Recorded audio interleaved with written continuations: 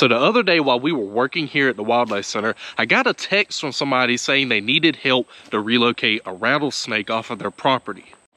Now when I get these kinds of messages, one of the biggest drawbacks can be how far they are from where I'm at. But as we got to talking, come to find out she was only 7 minutes from the property. So we went ahead and got our snake hooks, snake tongs, and snake buckets loaded up in the vehicle, and we hit the road.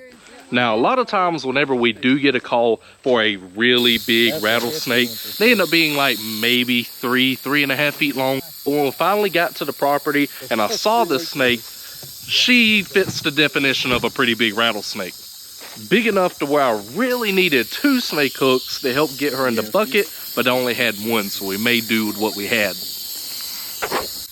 We got her safely contained in a snake transport bucket, and the homeowner was super grateful and super happy and really enjoyed the experience of having us come and relocate the snake for him. So much so that we did get permission to even come back and do some more herping to hopefully find some more snakes in the future. But now that we have this girl in hand, one thing that I want to go over is something that's called forced perspective, and you see this a lot with snakes. You'll hear these old guys tell stories all the time about these 7-foot canebrake rattlesnakes that they found that had a zillion buttons on it and a head as big as your fist. But for some odd reason, every time you see pictures of these snakes that they kill, one thing's always missing: a tape measure. No, you're not going to find a tape measure, but what you will find are a lot of snakes on the end of really long sticks.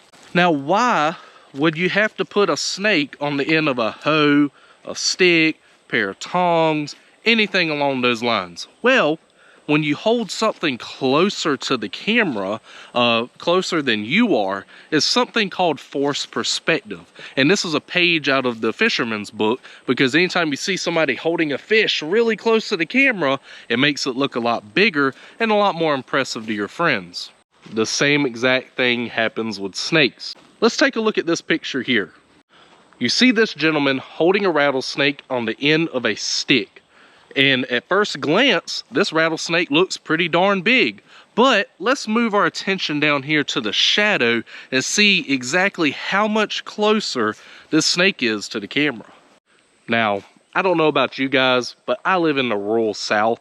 It's not like these guys do not own a tape measure of some form or another. And it makes you wonder, if this snake was as big as they said it was and as impressive as they said it was, why wouldn't you measure it? Probably because the story wouldn't be as exciting if people really knew how big the snake was.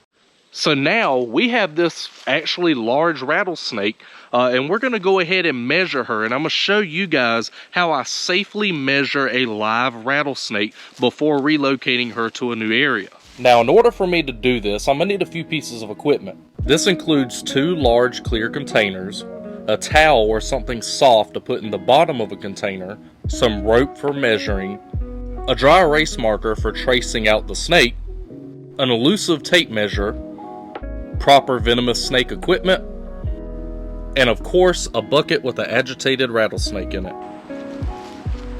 The first step here is to get that soft material in the bottom of the container relatively flat. This is what the snake will be pressed against, and we don't want any harm to come to the snake.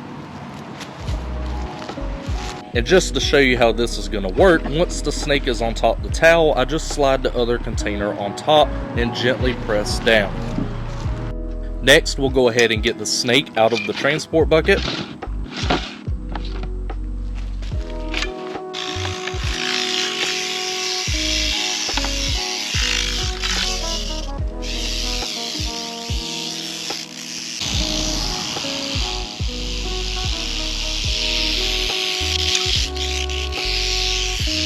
And gently move her into the container.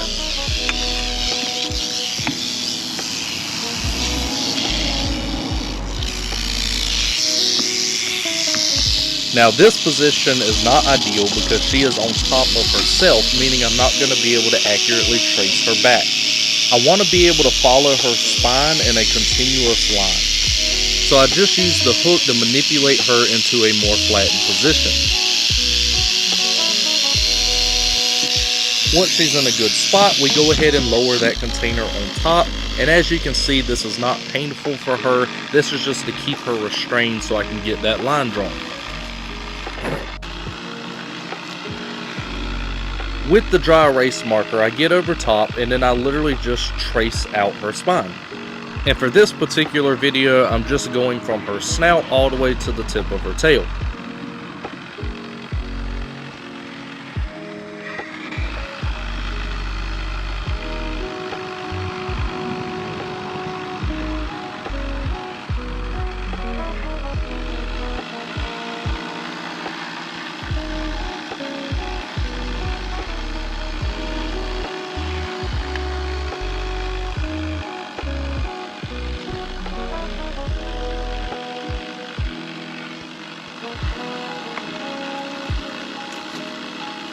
After drawing my line, I go ahead and get her put back into the transport bucket because it's a lot darker in there and I'm trying to keep stress relatively low.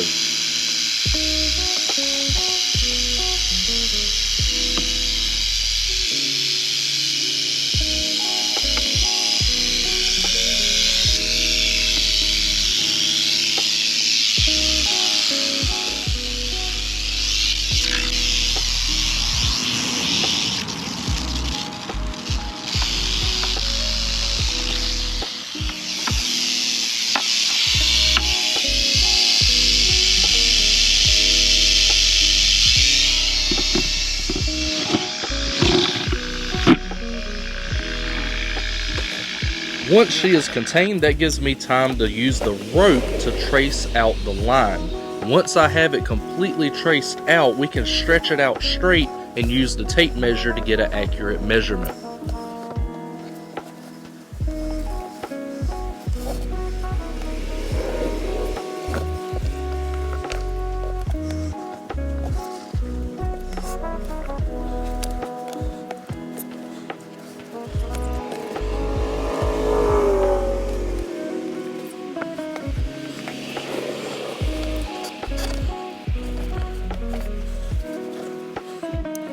And once I get to the end, I just go ahead and use that black dry erase marker to mark it so it's easy to see while we're measuring. And now for the moment of truth.